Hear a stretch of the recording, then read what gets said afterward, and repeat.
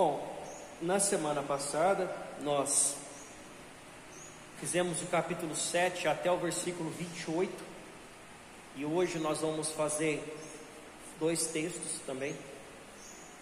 Nós vamos terminar o capítulo 7 até o versículo 3, que tem a segunda parte do título, que é a religião errada de Judá, a parte 2, acusação contra o povo, o sermão do templo.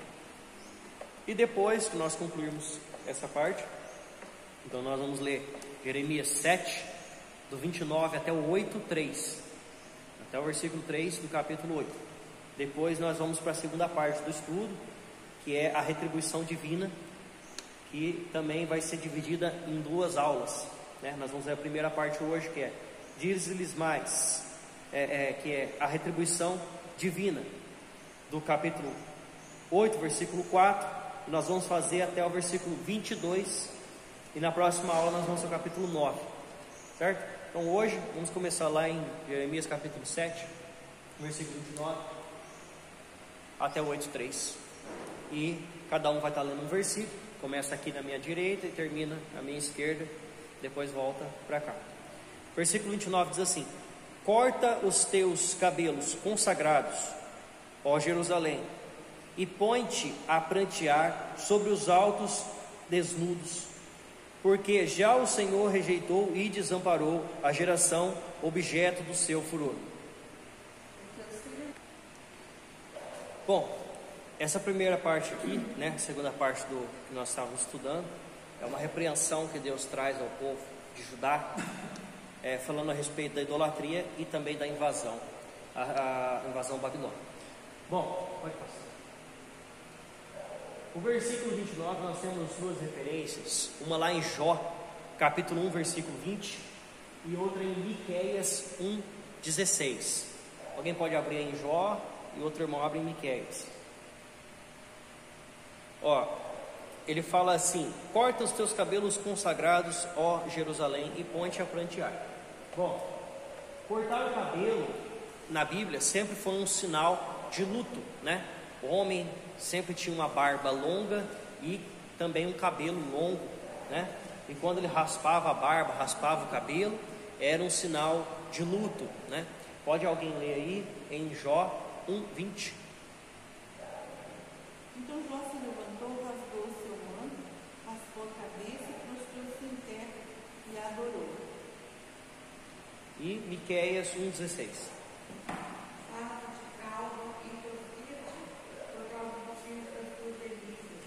Alarga a tua calma como a água, porque dele te foram levados para o cativeiro. Então, da mesma forma, né, ali é uma ordenação de que entre em pranto, entre em luto. E Israel, né, Judá aqui mais precisamente, também estava sendo advertido pelo profeta para que entrasse em luto, porque Deus rejeitou, desamparou essa geração, né, do seu furor.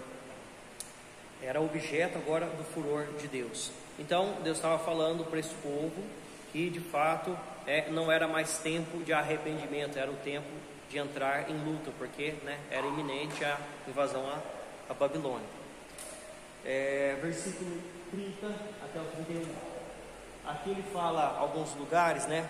Porque os filhos de Judá fizeram o que era mal perante mim, diz o Senhor. Puseram seus ídolos abomináveis na casa que se chama pelo meu nome. Então, como a gente sabe, né, depois que Jeroboão II tomou o reinado, no Israel, reino do norte, ele fez 2 bezerros de ouro, um colocou em Gilgal e o outro ele colocou em Betel, um para o povo e o outro para a casa real, né? Então novamente entraram, né, num bezerro de ouro lá do deserto, e até então Judá não havia se contaminado, adorava o Senhor no templo em Jerusalém e não havia abominações nem idolatria, mas eles começaram também a tomar costumes cananeus e também o bezerro de ouro, e levaram também para Jerusalém, como aqui a gente também vê, né, Deus repreendendo o povo. Fizeram o que era mal perante mim, puseram seus ídolos abomináveis daqui na minha casa, na casa que se chama pelo meu nome, para a contaminarem. Então Judá também, apesar de ter sido advertida para que não fizesse igual a sua irmã Israel, fez também da mesma forma, né? Foi depois. Por isso que também a invasão assíria aconteceu antes, por Senaqueribe em Israel, Reino do Norte, e foi tomada, e depois, posteriormente, ela também tentou invadir Jerusalém, mas Deus a livrou na época de Ezequias, né? E depois, por causa de tanto pecarem contra Deus e sem arrependimento, a Babilônia veio e tomou o reino do sul. Edificaram os altos de Tofete. Tofete, né, ele fala que está no vale do filho de Inom. Bom, Tofete provavelmente significa lareira, e Inom, Gena, né, também conhecido como Gena, é um vale a sudoeste de Jerusalém.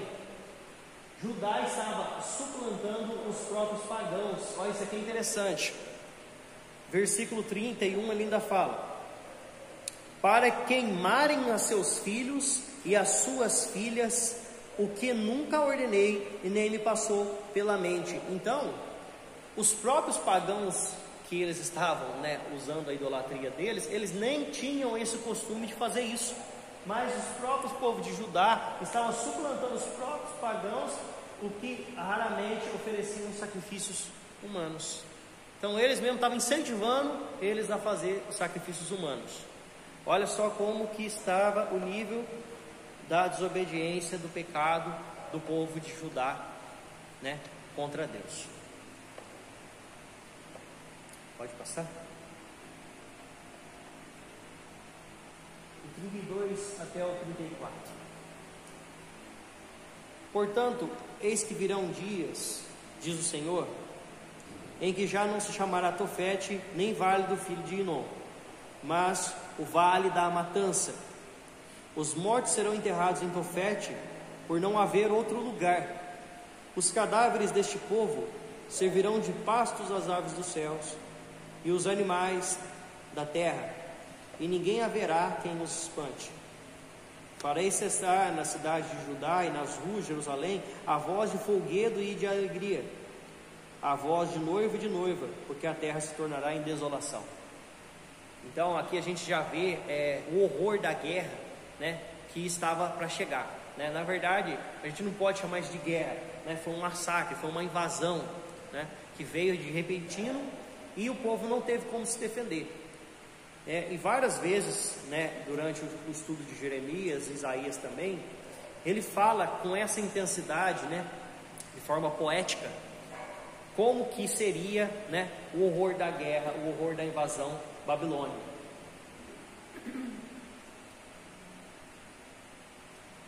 Aqui também a gente pode comparar, né, um vislumbre de como será a época da grande tribulação, né, de como será a condenação do povo, né, o sofrimento do povo na época que Jesus tomar a sua igreja e ficar, né, as pessoas para depois, né, que vão sofrer grandemente.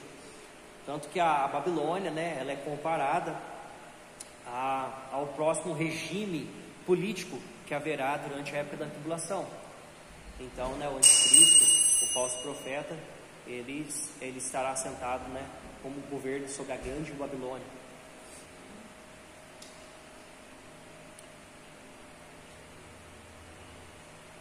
Pode passar. Abre para mim lá em Amós 2, né? Aqui no versículo 1 até o versículo 3 ele fala: naquele tempo, diz o Senhor, lançaram para fora da sepultura os ossos dos reis e dos príncipes de Judá, os ossos dos sacerdotes e dos profetas, e os ossos dos habitantes de Jerusalém. Judeu, uma coisa que ele não faz é ficar entrando em cemitério. Eles não gostam e não podem ter contato com mortos, né? É uma coisa da lei mosaica. Então, aqui você vê uma profanação de túmulos. E por que se faziam profanações de túmulos, né? Era uma prática comum em tempo de guerra, tendo como objetivo insultar o povo conquistado, né? Então, para insulto do povo conquistado. Pode ler? Assim diz o Senhor: 3 transgressões de Moabe, e por 4 não retirarei o castigo, porque queimou os ossos do rei de Edom até os reduzir a cal. Então você vê, né, que é uma profanação de túmulo, né? é algo também condenado por Deus, né? Versículo 2 e 3 diz assim: espalhar-o-ão ao sol e à lua e a todo o exército do céu, a quem tinha amado e a quem serviram, e após quem tinham ido, e quem procuraram e diante de quem tinham prostrado. Não serão recolhidos, nem sepultados, serão como esterco sobre a terra. Escolherão antes a morte do que a vida todos os que restarem dessa raça malvada, que ficar nos lugares para onde eu os dispersei, diz o Senhor dos Exércitos. Então, também por vezes era realizada escavação, né, de túmulos para buscar objetos valiosos que ficavam enterrados com o corpo, assim como se faz até hoje, né? Só que hoje quem tinha algum item de valor junto com a sepultura, com certeza já foi levado, né? Então, até as plaquinhas de bronze eles arrancam do cemitério, né?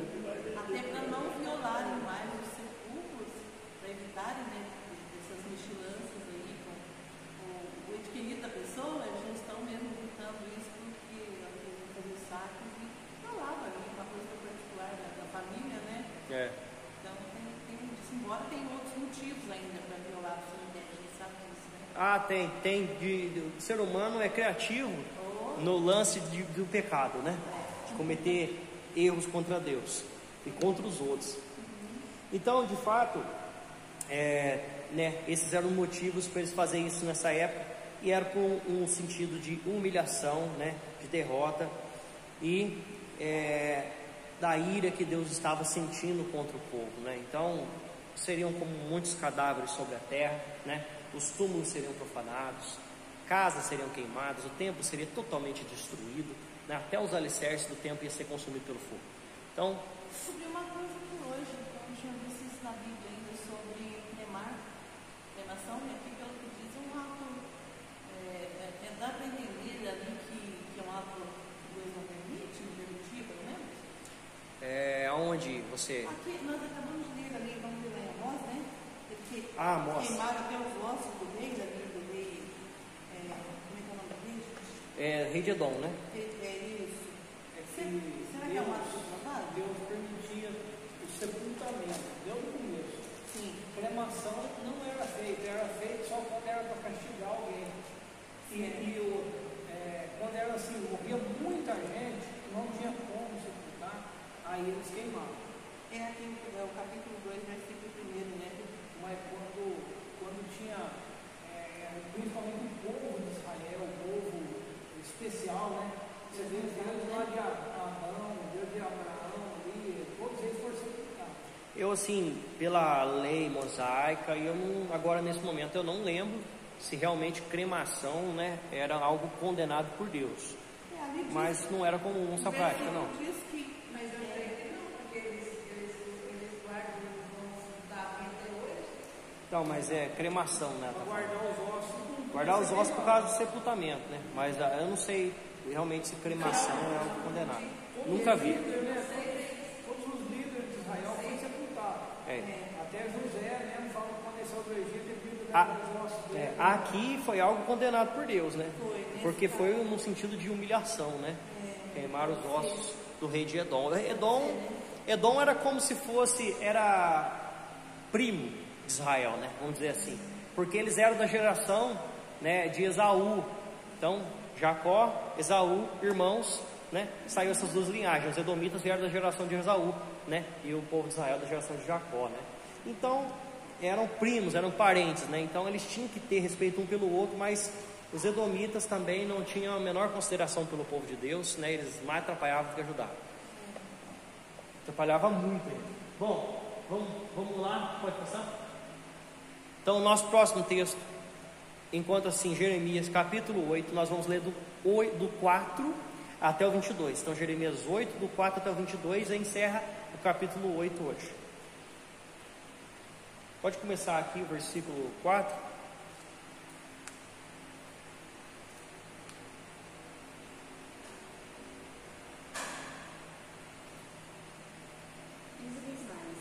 Assim diz o Senhor: cairão os homens e não se tornarão a levantar, desviar-se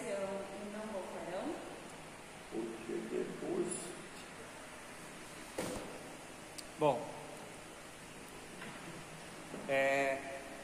a retribuição divina. No versículo 4, pode passar. Versículo 4 até o versículo 6, Deus fala assim ao povo: quando os homens caem, não se tornam a levantar, quando alguém se desvia do caminho, não torna a voltar. Por que, pois, esse povo de Jerusalém se desvia, apostatando continuamente, persiste no engano e não quer voltar? Então ele faz uma comparação aqui, né? No geral, os homens, quando estão num caminho, né, que está sendo bom para ele, e ele erra, ou ele se desvia do caminho, né, ele volta para o caminho. E falando mais de forma literal, você está numa viagem, num percurso, né, você está viajando daqui para sua casa, e você toma um caminho errado, você vira para a direita e era para continuar reto. O que você vai fazer? Você vai pegar o próximo retorno, você vai voltar para a pista de onde você estava, e você vai continuar o caminho certo. É assim que a gente faz, porque não tem sentido a gente tomar um outro objetivo se o nosso objetivo, né, nós temos que alcançar. Então, se você tem que chegar na sua casa, por que você vai ir por outro caminho? Você não vai chegar na sua casa, né? E assim era o povo de Israel. Eles tomavam o caminho errado, se desviavam e não se arrependiam, né? Então, por que esse povo apóstata continua errando contra mim? Persiste no engano e não quer voltar. Eu escutei e ouvi, não fala o que é reto. Ninguém há que se arrependa da sua maldade, dizendo: que eu fiz?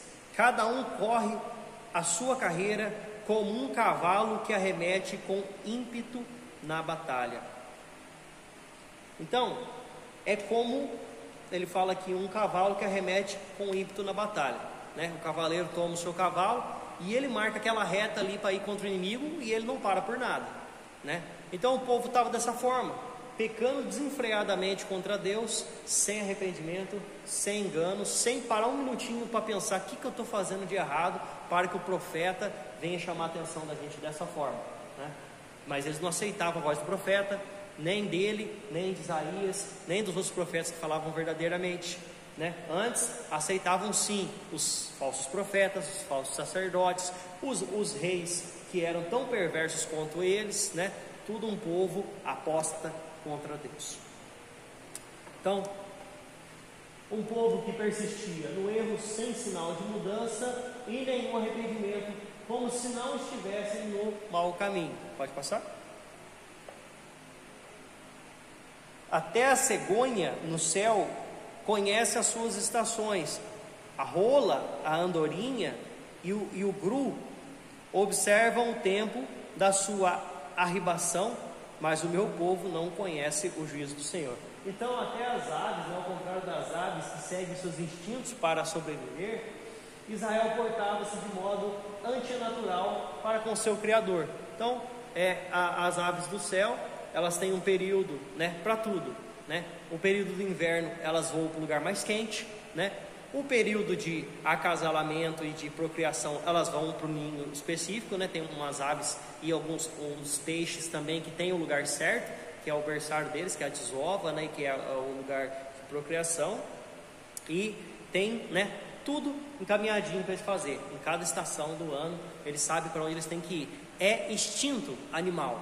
E o ser humano, né, ele peca contra Deus, sente no seu coração que está pecando, né? A pessoa sente a amargura do pecado, porque ela traz isso para quem é convertido, para quem é do povo de Deus, e não muda.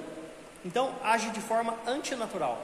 Pode Esse gru é a ave mais forte que existe na terra. Ele sai lá do Oriente, passa por cima do Himalaia, voando mais ou menos uns 10 mil metros de altitude, atravessa tudo e voa 8 mil quilômetros sem descer. Mas então compensa mais que um avião comercial. Aí tem o predador que consegue pegar ele, é uma águia que tem lá no Himalaia, e ela pega o filhote, ela não consegue pegar o mais velho, porque o mais velho voa mais rápido que a águia. Então nós assistimos até no documentário mostrando, eles conseguem pegar um filhote de vez em quando, sabe? Essas águias ficam esperando o tempo da migração. esse grão fala que é a ave mais resistente que existe no mundo. E é Deus daquela época, né, que já fala na Bíblia deles, né, e eles até hoje fazem a mesma coisa. No calor eles vêm para cá, e no frio depois eles retornam, né? Então, quando eles são uma ave migratória, eles moram em 2 lugares, mas é 8.000 quilômetros de distância. Nossa. Gente, que coisa absurda, né?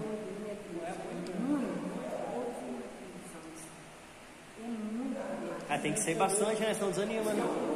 É a única ave que tem fôlego para voar nessa altura. Nem a águia não voa, a águia tem esperança. É rarefeito, né? Isso aí é a altura de um avião comercial. Coisa, né? É difícil ver uma corda de andorinha, mas já tem umas 2 ou 3. Muito bonito. Vai virando, você já viu? Vai fazendo aquele círculo, vai, de repente desaparece. É como se estivesse subindo uma escada, né? Eles sabem o curso da natureza que Deus já plantou neles, né? É. E agora já aqui está aplicando a nós, que Deus aplicou na nossa mente o curso da natureza humana para obedecer a Deus. Cada um Mas deles aí está sabe, né? aplicado, né? Cada Os um animais sabe. não pecam, eles obedecem e pronto. Cada um sabe o seu papel e faz, né? E o homem não o faz. Por causa do pecado, da desobediência, né? Que reinou em nós, né? Exatamente. Todas as dificuldades. É. Aí ele fala assim para o povo de Deus: como, pois, dizeis, somos sábios, e a lei do Senhor está conosco? Pois, com efeito, a falsa pena dos escribas a converteu em mentira. Então, aqui é a primeira vez na Bíblia que faz menção de escribas como uma classe profissional no meio de Israel. E ainda refuta a falsa sabedoria deles nessa fase de Israel. Então, olha, ele fala: o povo de Deus ainda se engana dizendo que é sábio e que a lei do Senhor está dentro deles. E ele fala ainda: com efeito, a falsa pena, né, a pena que é a caneta, né, dos escribas, converteu essas palavras em mentira, né, para poder dizer que o povo estava certo, né, eles torciam a palavra, né, de Deus, as escrituras, e faziam com que o povo continuasse no erro, porque o povo não lia, o povo não tinha alfabetização para ler e conhecer a Torá, os escritos, né, os profetas, eles só ouviam. Mas como os escribas, né, eram os seus líderes religiosos, né, os sacerdotes, os profetas falsos eram seus líderes religiosos, eles tinham sim conhecimento da letra e eles ensinavam de forma errada. Então, o que eles faziam as idolatrias e o povo seguia.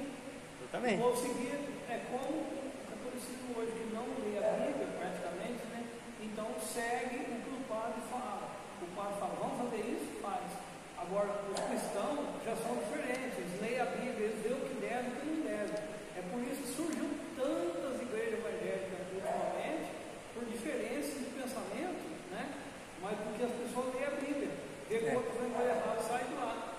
É isso aí. Saindo por causa de um erro que você vê no local, né, que você vê que é irreparável, não tem conserto, é compreensível, né, sair deste local para você não permanecer no erro.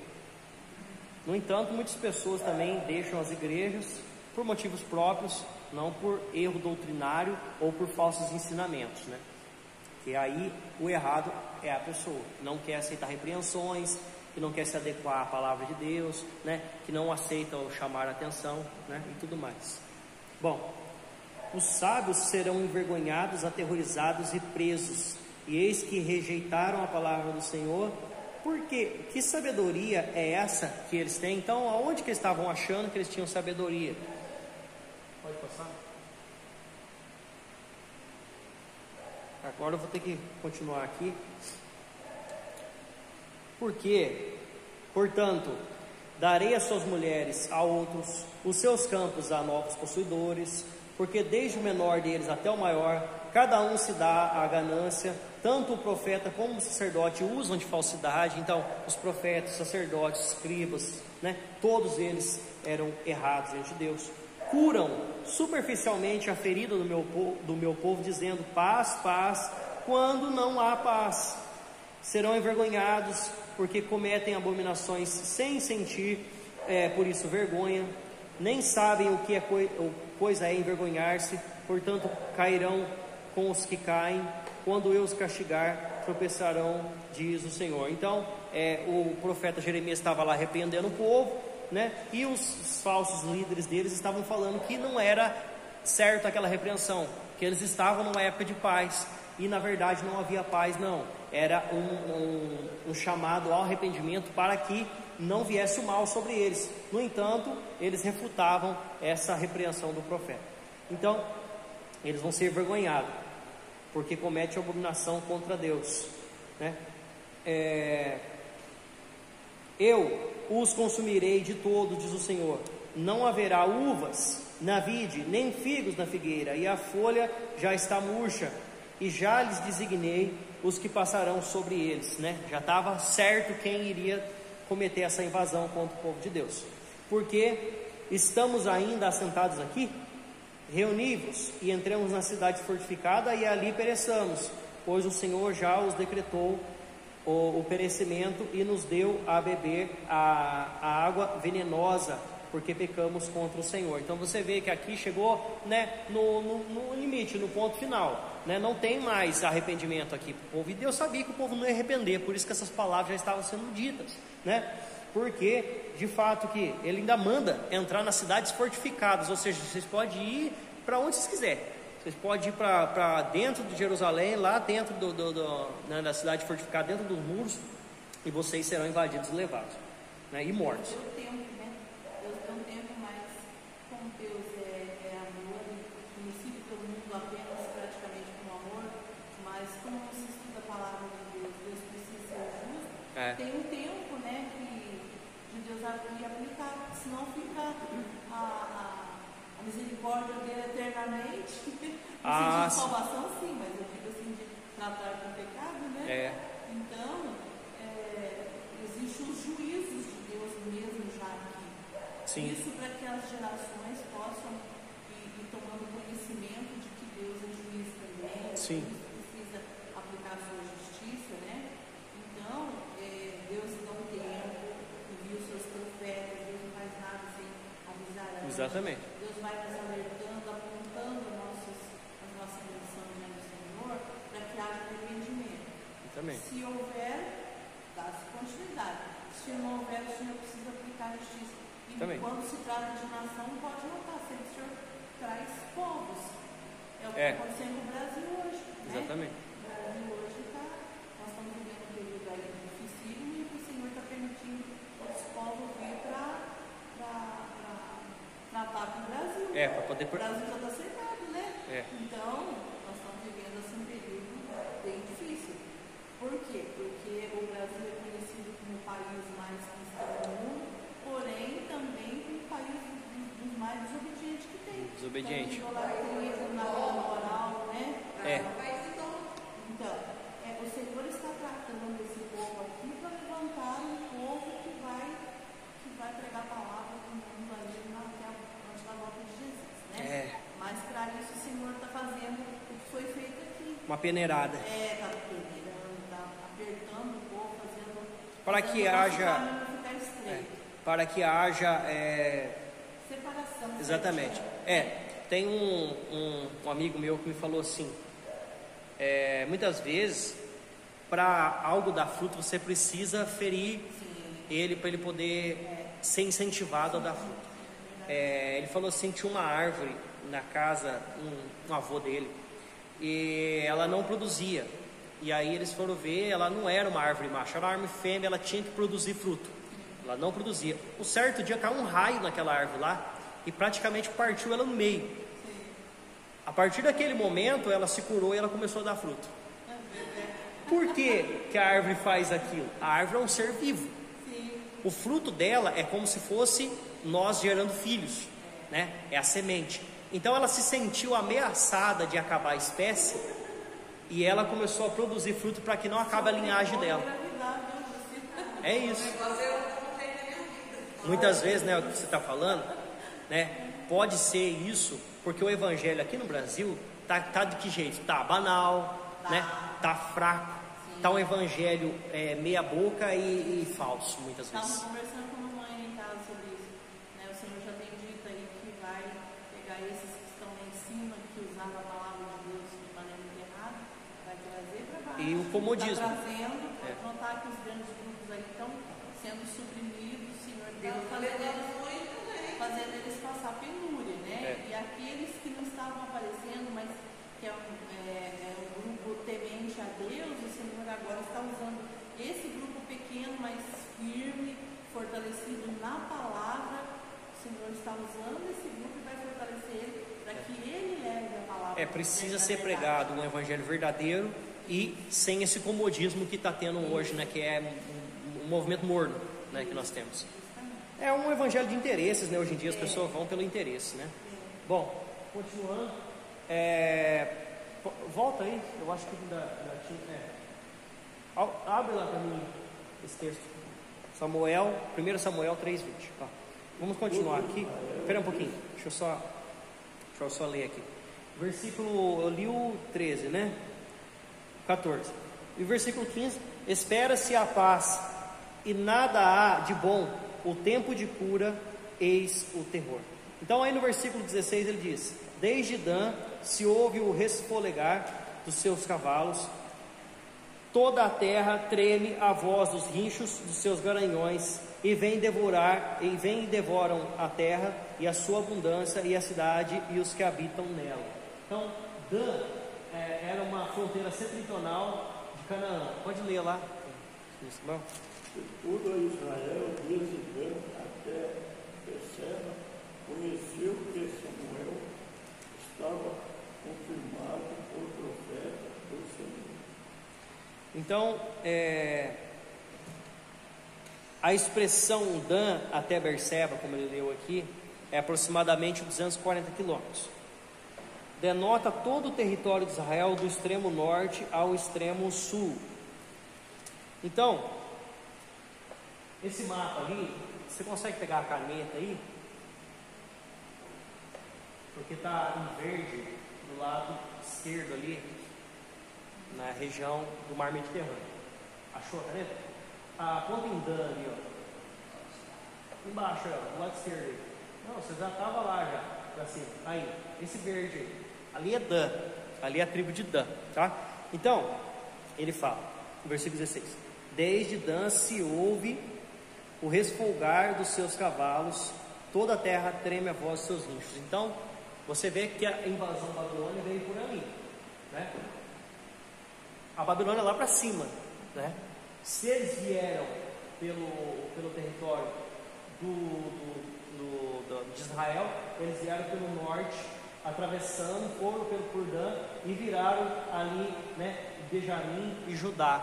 Benjamim, ali no cantinho esquerdo, perto do Mar Morto, né, bem na ponta ali de Judá, está Jerusalém.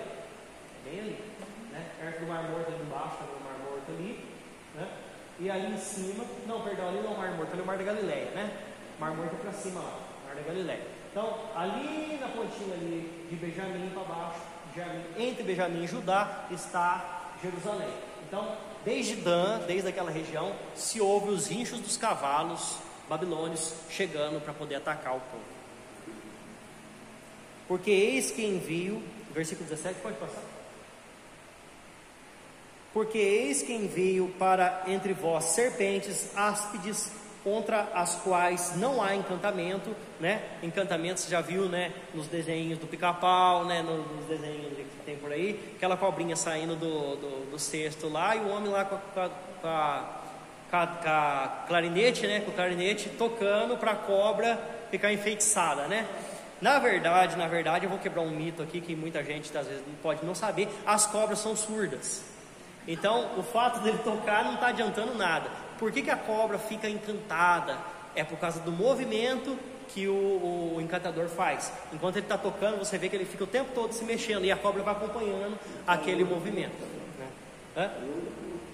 Também, né? Então ela fica encantada com aquele movimento, fica enfeitiçada com aquilo ali, né? De forma que, mas isso aí, né? O cara tem todo, né? Uma cobra específica da mesa. Ele não vai pegar qualquer cobra do meio do mato e vai fazer isso aí, porque vai dar um ruim danado para ele se ele fizer um negócio desse, né? A cobra é dele.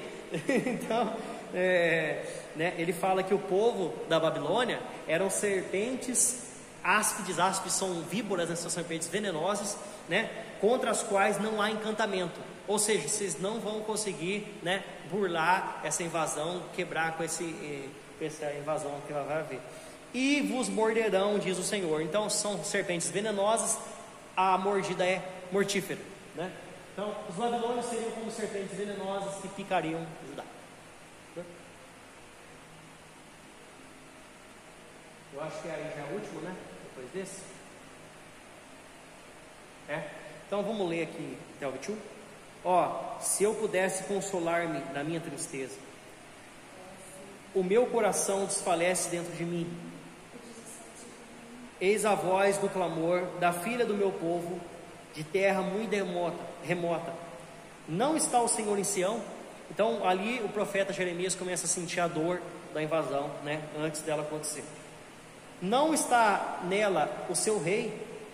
Por que me provocaram a ira com as suas imagens de esculturas e com os ídolos dos estrangeiros? Então aqui ele vê, né, como que como que eu vou usar o termo aqui? Como que é banal o motivo pelo qual o povo provocou a ira de Deus. Deus não está no meio de Sião, Deus não está no nosso meio, Deus não é aquele que opera em nós. Por que que esse povo pega idolatria para si? Por que que eles querem outros deuses? Por que que esse povo está fazendo isso, provocando a ira de Deus, se Deus está no meio deles, né? Ele mostra como que é idiota o motivo pelo qual esse povo estava sendo perecido. Vê só, né? Tem tudo de Deus. Tiveram exemplo, Deus no deserto, né? Mas é o que nós falamos, foi falado no começo da lição. É só os grandes que liam, é só os grandes que ensinavam. Então, se os grandes ensinam errado, o povo aprende errado. Exato. Eles não ensinavam que Moisés tinha determinado que aquele que servisse a idolatria seriam pereceriam. Com certeza não estava ensinando. Então, eles não ensinavam isso, porque se eles ensinassem, o povo aprendia. Aprendia. O povo não aprendia porque não tinha quem ensinasse. Porque de fato os seus líderes eram maus líderes, ensinavam né? errado, fala dos reis, os sacerdotes, fala que eles faziam perecer o povo. Realmente. E é por isso que Davi errou, e Deus puniu Davi severamente por causa do povo, porque ele falou assim, todo o povo vai perecer por tua causa. Também, por causa do rei, né? Versículo 20: passou a cega, findou o verão, e nós não estamos salvos. Estou quebrantado pela ferida da filha do meu povo, estou de luto, o espanto se apoderou de mim. Então o profeta já estava sentindo terror, né? Porque ele também pagaria por aquilo, ele também sofreria, né? Tem que lembrar que não é porque ele era um homem de Deus que ele não pagaria, ele também pagaria, ele também iria para o cativeiro, ele queria que o povo se arrependesse, mas o povo não tinha arrependimento, okay? E todo o povo paga junto. Eu estava conversando com meu pai do filme lá do Tropa de Elite, que o capitão está dando instrução para o povo, né? Falando aquelas coiseiras, já era alto da madrugada, e um deles começa a dormir, né? E aí ele não estava vendo isso, porque era escuro lá, ele não estava vendo que o cara estava dormindo. E o outro soldado vai lá e entrega ele, o 06 ali está dormindo. Aí ele, você está dormindo? Então segura aqui, deu uma granada na mão dele, segura aqui, puxou o pino. Falou assim, se o senhor dormir, o senhor vai derrubar essa granada. E se o senhor derrubar a granada, o senhor vai explodir esse batalhão, o senhor vai explodir o seu turno inteiro, o senhor vai me explodir, o senhor vai querer isso? Aí ele fica acordadão. Aí eu falei pro meu pai, falei assim, olha só, o soldado vai lá e entrega o outro. Só que tem uma coisa, o soldado paga sozinho pelo crime que ele comete? Nunca. O pelotão inteiro paga por causa do erro do soldado. Então, o povo todo ia pagar, né? Mesmo que nem todos estivessem cometendo pecado. O profeta ia pagar, o rei ia pagar, os sacerdotes, os falsos e os verdadeiros também iam pagar. Eu estava no quartel, então se um cometia um erro, todos pagavam. Aí o que fazia? Aqueles outros ameaçavam aquele que cometeu o erro, falavam, se você fizer de novo, você vai apanhar. Nós vamos juntar e todo mundo descer o forno, descer a lenda. Então aí o cara ficava esperto e não errava de novo naquilo. É isso aí. Bom, vamos finalizando aqui. O soldador trabalhava com nós, ele Qualquer dormia um sentado. erra, mas tem que errar uma vez só. Ali Né? Abre lá em parava um pouquinho ali, ó. Essa aqui é um dos versículos mais conhecidos de Jeremias, né? Versículo 22, diz assim: acaso não há bálsamo em Gileade, ou não há lá médico? Deve estar errado essa colocação aqui. Não há lá médico, né? Porque, pois, não se realizou a cura da filha do meu povo. Então, bálsamo em Gileade, uma resina usada medicinalmente e disponível a pouco mais de um dia de viagem em Gileade. Gênesis 37, 25, pode ler? Depois assentaram-se a comer pão, e levantaram os seus olhos, e olharam. E eis que uma companhia de ismaelitas vinha de Gileade, e seus camelos traziam especiarias, bálsamo, mirra, e iam levar isso ao Egito. Olha como é que é antiga essa cidade de Gileade, né? Embora a ajuda divina estivesse próxima, o povo a recusou. Pode passar aí, eu trouxe uma foto do bálsamo. Esse aí é o original, o bálsamo de Gileade. Fica bem apagado aí porque está claro, mas ali são folhas secas, tá? Que eles usavam para fazer essa resina, né? Ele é diferente do bálsamo nosso daqui. O bálsamo nosso ele tem umas folhas mais grossas, né? Ali elas são folhas finas, como se fossem folhas de árvore. Pode passar, aí tem uma planta viva, né? Então ali você já consegue ver que é como se fosse uma folha comum de árvore, né? É de uma árvore e ela tem poderes medicinais, né? Curadores de feridas, dores de estômago e entre outras propriedades. Então desde aquela época, né, se já tinha esse conhecimento e usava-se o bálsamo para poder fazer a cura. Então Deus faz uma pergunta, o profeta faz uma pergunta: não tem médico lá em Gileade? Não tem cura, não tem bálsamo no meio do meu povo? Por que o meu povo continua doente? É isso que ele quer saber, né? Então, meus irmãos, isso aí nós temos que tomar para a nossa vida. Por que a igreja continua doente? Se há o médico, se há cura, se há remédio. Mas o povo não busca, o povo recusa o remédio de Deus. Na próxima lição, capítulo 9. Okay?